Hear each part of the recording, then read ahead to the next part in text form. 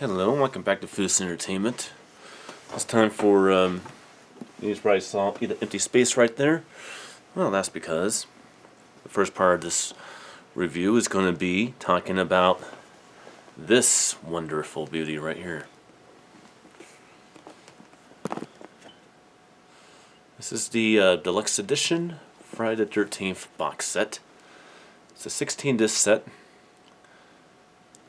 I recommend you guys get it. Like I said, it is limited. Each disc is in its own individual case. It's quite big. I do like the artwork on it, obviously. Quite a nifty box set.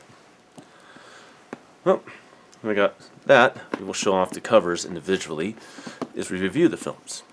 This is a return to Friday the 13th, so let me go ahead and make that very clear. If you guys want the plot of Friday the 13th, the synopsis, my thoughts on what I thought of the movie as a whole, then look in the playlist known as Horrorfest 2018, and you will find it in there. Because I have already reviewed all the Friday the 13th films, but this right here is a different, very different. I said to myself, with the Scream Factory release, I would get it if the films are significantly different, and they definitely are. So we're talking about what it was like to watch these films theatrically. What the experience was like, what the overall quality of the new transfers of these films are like, and what they kind of did to the films to make them look and play out differently now. So let's talk about the first film, 1980s, Friday the 13th. As you can see, original artwork. There's two discs in here on this one because they have both the theatrical cut and unrated cut. Let me take out the unrated cut so you guys can see the alternate artwork, which is right there. I prefer the basic theatrical poster artwork. Always have, which is, of course, this artwork. When I think of Friday the 13th, I think of this image when it comes to the first film. Alright, well, first off, what did they do to this movie? Well, this film has a new 4K scan with improved color correction. Now, does that mean HDR master, like a UHD Blu-ray disc? No, but it is very, very close. You can watch a film that has a 4K scan like this, and it will, if you have your right settings set up and stuff like that on your setup, it can play out very, very similar to a UHD Blu-ray disc.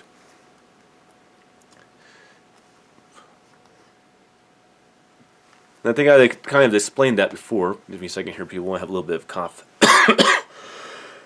It's that time of year. Now, how that kind of works is I always kind of explain this. You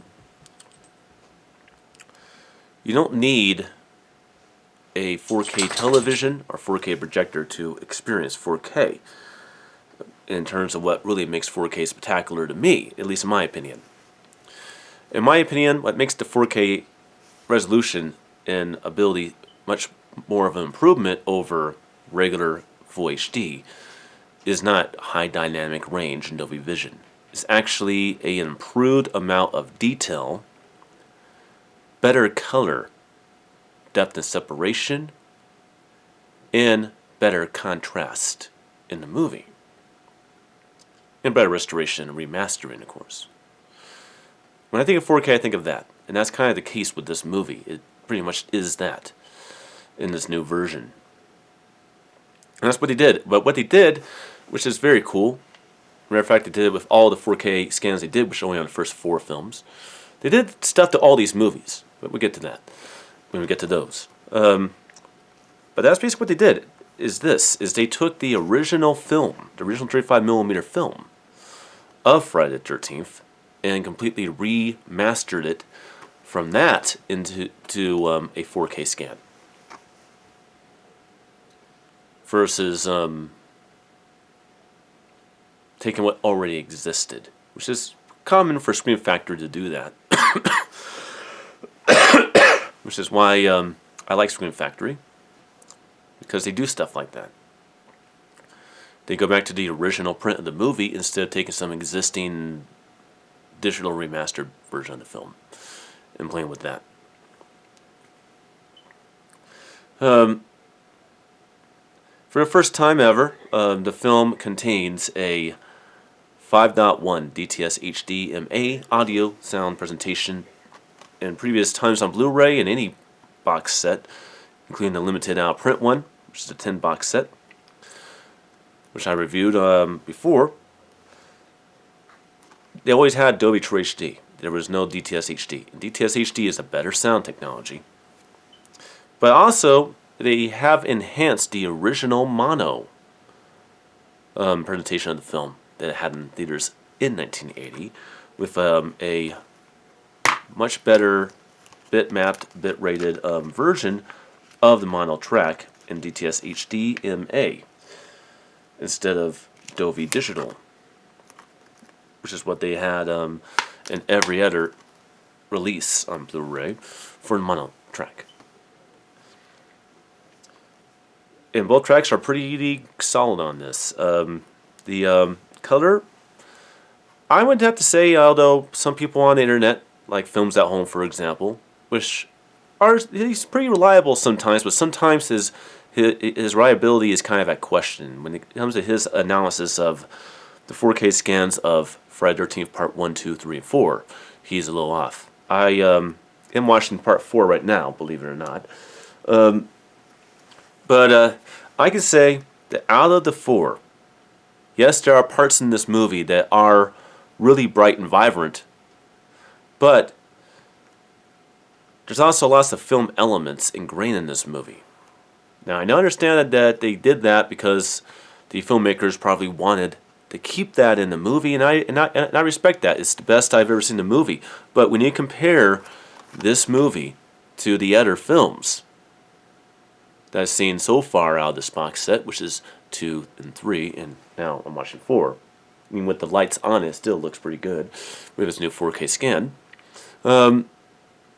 This right here is the weakest of the 4 in 4K. The 4K scan is the weakest on this one. I'm sorry, but it is.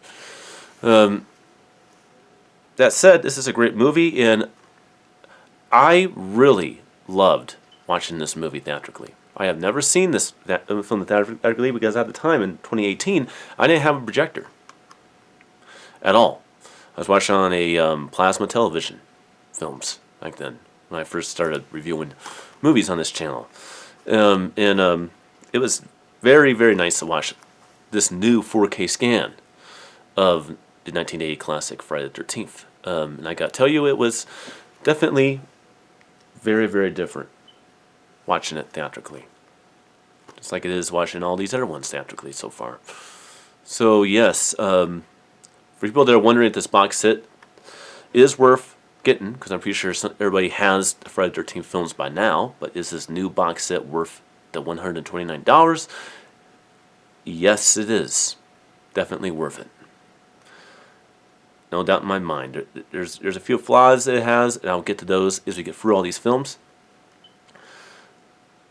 I can say that my box set, I'm one of the lucky few that did not have to get replacement discs on the 3rd film, the 9th film, and the 10th film, because they have already been corrected by the time I got this box set.